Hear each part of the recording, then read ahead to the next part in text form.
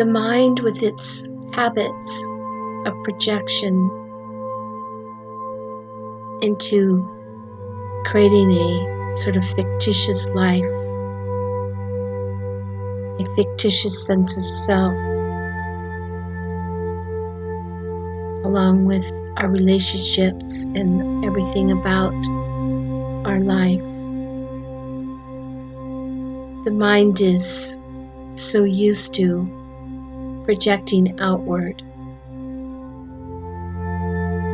and from the outward projection of the mind, our being follows this projection, and that's basically how most of us live our lives. As if the mind is creating the story and we follow it blindly. And so they speak about a different way. The transcendent path to transcend these patterns of the mind, and the invitation to live in heaven's embrace.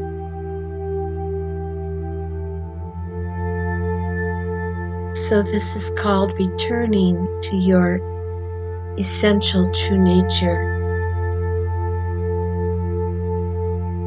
The mind is like a child that has just developed some habits that maybe are no longer useful. As we awaken in our spiritual community, we see that the mind and the habits of control, projection,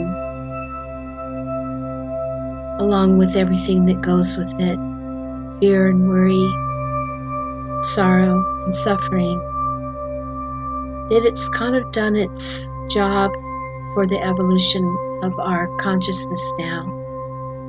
So we're going to now ask that mental pattern conditioning activity of the mind to begin to turn back to its own source. In a way, there's a witness consciousness, which is who you really are, that sees this. So from that place of knowing, you become the master now. And it's as if you're pulling the reins on a horse. You're turning the mind back to its source, to the heart of your being.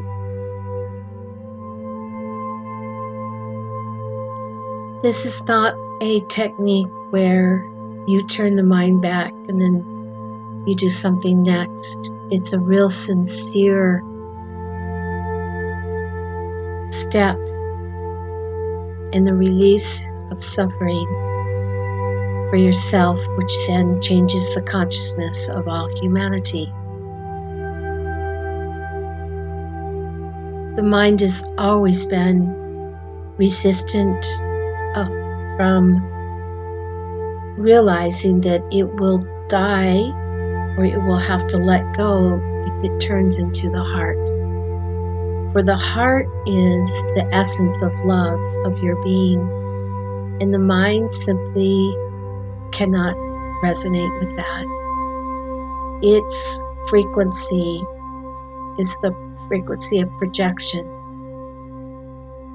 And in the frequency of love, the mind has to dissolve, which is actually a very healthy and very kind thing to do with your being, because you are a child of God.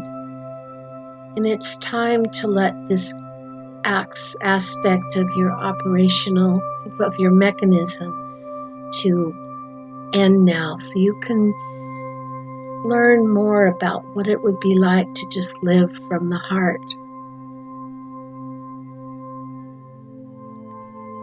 So turning the mind back to your essential true nature just means, again, starting from the yearning we spoke about to the prayer of the intention of releasing the separate sense of self derived from the mind, and just sort of a rejoicing that you're going home, and knowing that the heart is truly the mechanism of true intelligence, and that you can trust that that intelligence knows your highest good, and the mind has kind of led you astray, often away from the very highest good, into effort and striving for something that is known. The mind is always seeking to repeat what is known, because if it moves into a place of the unknown, which is the heart, it no longer functions in separation. So take a moment and take a deep breath and just sense what this is and feel it. Turn your mind into your heart, into where your essential nature lives, in the home of your heart. And breathing in, just rest. Through your rest, your heart will be activated and you will be guided to the kingdom.